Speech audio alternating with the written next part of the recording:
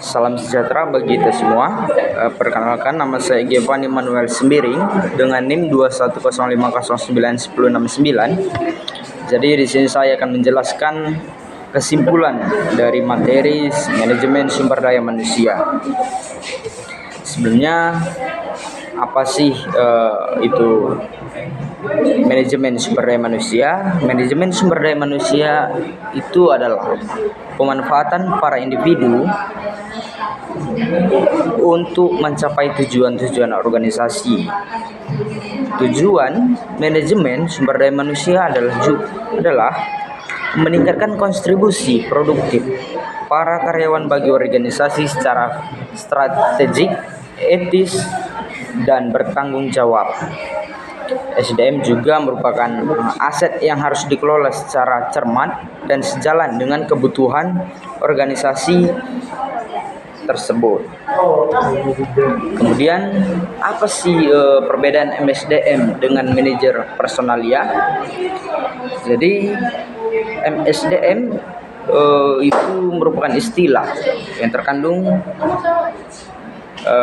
yaitu bahwa MSDM itu karyawan yang ada dalam perusahaan yang merupakan aset atau kekayaan milik yang berharga perusahaan, sehingga harus dipelihara dan dipenuhi kebutuhannya dengan baik.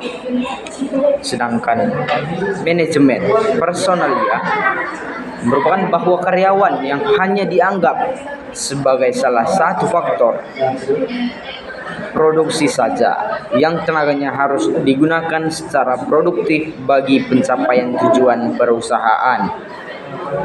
Adapun tujuan-tujuan dari MSDM yang ada 4. Yang pertama, tujuan organisasional. Jadi tujuan organisasional ini memastikan bahwa MSDM berkontribusi pada efektivitas organisasional. Departemen SDM membantu para manajer untuk mencapai tujuan-tujuan organisasi. Dalam hal ini, para manajer tetap bertanggung jawab penuh atas para bawahannya. Yang kedua, tujuan fungsional, yaitu menjaga kontribusi Departemen SDM dalam tingkat yang layak bagi kebutuhan organisasi. Dan yang ketiga, itu tujuan kemasyarakatan, bersikap etis dan bertanggung jawab sosial terhadap kebutuhan-kebutuhan dan tantangan-tantangan masyarakat, sembari meminimalkan dampak negatif dari tuntutan-tuntutan tersebut bagi organisasi. Dan yang keempat, tujuan personal.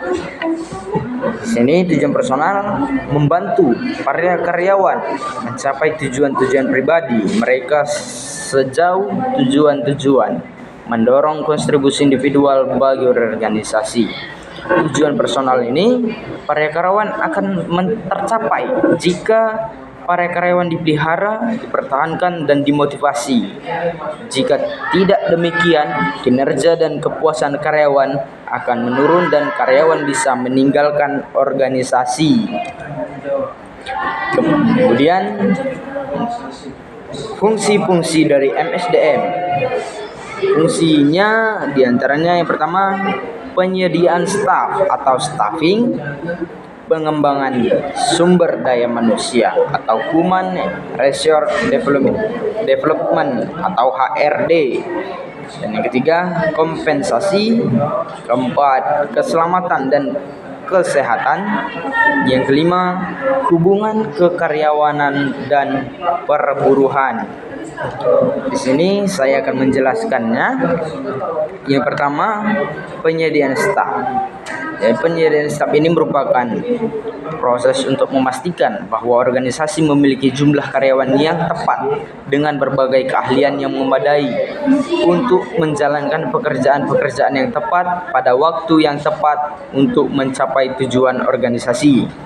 Penyediaan staf ini mencakup, yang pertama itu ada analisis jabatan, yang kedua ada perencanaan SDM, yang ketiga ada perekrutan dan seleksi. Kemudian kita masuk yang kedua, yaitu pengembangan SDM. Jadi pengembangan SDM ini adalah fungsi utama MSDM yang tidak hanya terdiri dari pelatihan dan pengembangan, namun juga aktivitas-aktivitas perencanaan dan pengembangan karir individu, pengembangan organisasi, serta manajemen dan penilaian kinerja. Selanjutnya itu ada kompensasi. Jadi kompensasi ini mencakup seluruh imbalan yang diberikan kepada karyawan sebagai penghargaan atas jasa mereka yang meliputi yang pertama, kompensasi finansial langsung. Di sini bayaran yang diterima dalam bentuk gaji, upah, komisi, dan bonus dan sebagainya. Kemudian ada kompensasi finansial atau tidak langsung atau tunjangan. Semua ini termasuk dalam kompensasi langsung juga, seperti cuti dibayar, cuti sakit, liburan, asuransi kesehatan, dan sebagainya. Kemudian ada kompensasi non finansial. Di sini kepuasan yang terdiri diterima seseorang dari pekerjaan itu sendiri atau dari lingkungan psikologis dan fisik di mana orang tersebut bekerja. Kemudian ada keselamatan dan kesehatan. Keselamatan ini adalah terlindungnya para karyawan dari luka-luka yang disebabkan kecelakaan yang berhubungan dengan pekerjaan.